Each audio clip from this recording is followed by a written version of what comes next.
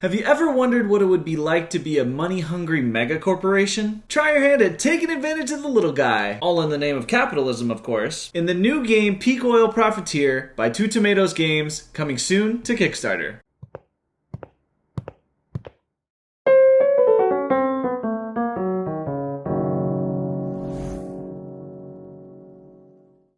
Hi, I'm Alex, and welcome to Might I Suggest a Game, a channel devoted to helping you find the perfect board game. Today, I'll be giving my in-depth tasting notes on a new game called Peak Oil Profiteer, coming soon to Kickstarter. But before we start, why not hit that subscribe button so I can keep bringing you quality board game content every Wednesday. Okay, now that we got that out of the way, let's talk a little bit more about the game. Peak Oil Profiteer is an immersive, card-driven game that plays anywhere from 1 to 5 players, although I found it plays better with a higher player count. This game is highly competitive, and it might test a few friendships along the way, but it's fun and I'm excited to tell you more about it. So, will Peak Oil Profiteer be the perfect game for you? Let's find out, shall we?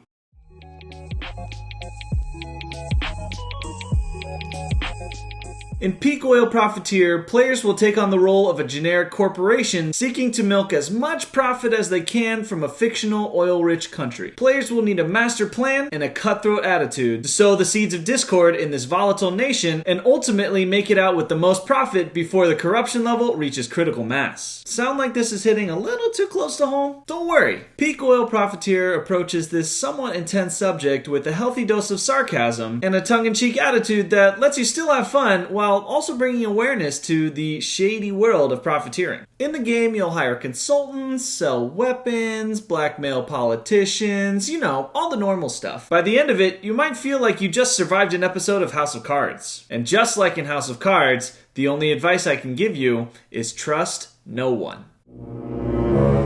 Peak Oil Profiteer features a simultaneous action selection system where players pick from the 5 action cards in their hand to determine what they'll do on their turn. Actions will be taken from the lowest number to the highest, which means that a lot can happen between actions 1 and 5. If any players play the same action on a turn, the tiebreaker will be determined by the order on the back of the contingency deck, so keep an eye on this when you're picking your action. This variable turn order creates just the right amount of chaos to really make you think about each turn and take your strategy one action at a time. Another key element of Peak Oil Profiteer is the leader tokens. In this game, there are 3 warring factions that you'll manipulate to your advantage using these 9 leader tokens. Each faction has 3. A military leader, a political leader, and a religious leader, each with different powers and levels of manipulability. Manipulability? Is that a word? You know what I mean. Anyways, here's what they do. Military leaders help you steal money from other players selling oil, but they're also easily blackmailed. More on that later. Political leaders can help you negotiate cheap drilling rights, which can get kind of pricey, but they too can be blackmailed. Finally, religious leaders can influence one of the other 2 leaders of their color to join your crew and cannot be blocked or blackmailed. However, any and all of these leaders can be bribed if you pay the right price, which leads me to my next segment.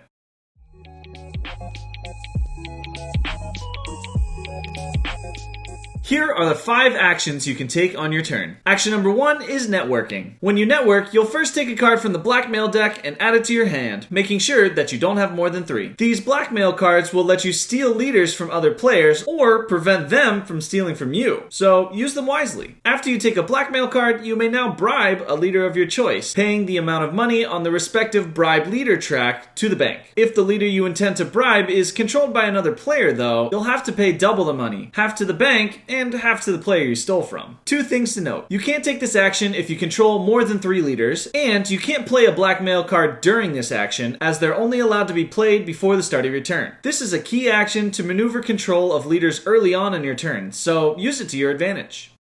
Action number 2 is selling weapons. When you take this action, you'll deal arms to a faction whose leader you control. That means if you don't control any leaders, you can't take this action. If you can though, you'll gain money based on where that faction is on the sell weapons track. Then you'll take the rightmost cube from that track and place it on a region controlled by that faction. Then you'll roll the die and follow the placement rules to determine the final location of those troops. This will be important later on because it can affect the buying and selling of oil, and it can cause the effectiveness of certain leaders to fluctuate.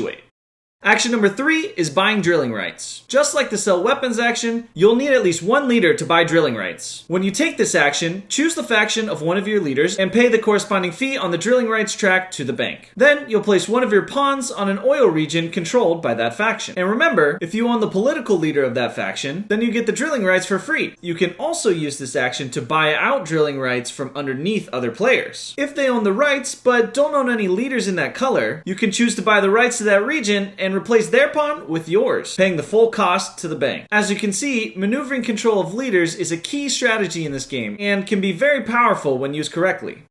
Action number 4 is selling oil. This is why you came here in the first place. Selling oil is the action that can net you the most cash, but it also comes with the most strings attached. When you sell oil, you'll have to look at two main things. First, you might notice that all the drilling regions are connected by these dotted lines to one of 3 oil ports. The price that you'll get for your oil is contingent on the faction that controls that oil port and their rightmost cube on the sell oil track, so it's important to plan accordingly. Second, if either your drilling region or your oil port is uncontrolled, then you can only sell your oil for the measly price of 15 million. It's losing money! So it's important to seize the moment, get your money, and get out. After you sell oil, you'll remove your pawn from the board and lose the drilling rights to that region. Now, there's one more twist to this action. If another player controls the military leader of the color of your oil port, then when you sell oil, they'll get to take a little bit off the top. Okay, maybe it's more than a little bit. Once you take the correct amount of money from the bank, you'll have to pay them a cool 10 million from your stash. Mega corporations hate paying anyone money, so try to avoid this at all costs. The fifth and final action is contingency. Like all good business ventures, it pays to have a contingency plan. In addition to just playing this card normally, you can also choose to switch to this card if the action you chose on your turn is no longer possible. When you play contingency, you'll take the top card from the consultant deck and place it in front of you to act as an ongoing bonus until the end of the game. Every once in a while, an event card will show up in the consultant pile. If you play contingency when one of these is showing, you'll take the one-time bonus from the top half of the card and then remove it from play. Although this action seems more like a plan B or C or D, this action and the bonuses that come along with it can actually be really useful in the long run. The event cards that are revealed in the consultant pile will increase the corruption of the region. The game will continue over several rounds until the corruption level rises to 100%, which will trigger the final round and the end of the game. The players will count up their profits and, just like in life, the player with the most cash wins.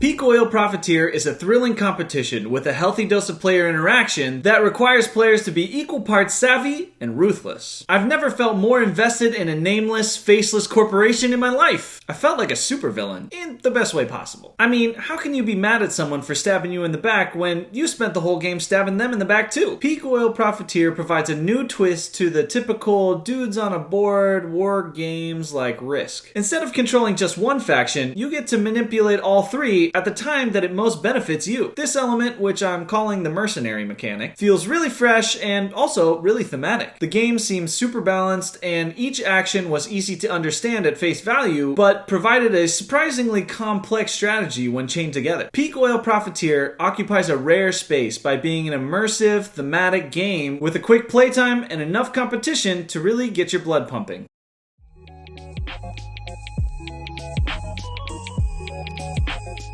Here are my recommendations for the types of people that might like this game. First, if you're a savage, classy, bougie, ratchet, sassy, moody, nasty, then you're gonna love Peak Oil Profiteer. Second, if you kinda like being a bad boy every once in a while, maybe you drive a few miles an hour over the speed limit, maybe you stole your ex's Netflix password, maybe you committed a few war crimes in the Middle East, or maybe you're just a Slytherin. If any of these sound like you, then you should definitely get this game. And finally, if you've been getting along with your gaming group a little bit too well lately, and you're looking to shake things up with a rousing, competitive battle for guns, glory, and cash, then might I suggest Peak Oil Profiteer. Thanks so much for checking out my in-depth tasting notes on the new game Peak Oil Profiteer. I want to give a big thanks to the folks at Two Tomatoes Games for giving me early access and a chance to review this game. If you liked any of the stuff that I was talking about in this video, I'll put a link to their Kickstarter in the description below so you can check it out and back this awesome project. Thanks for tuning in and supporting this channel. Don't forget to comment, like, and subscribe so I can keep growing this channel and keep helping you find the perfect board game. Once again, this has been a Might I Suggest a Game production, and I'm Alex, your board game sommelier, signing off.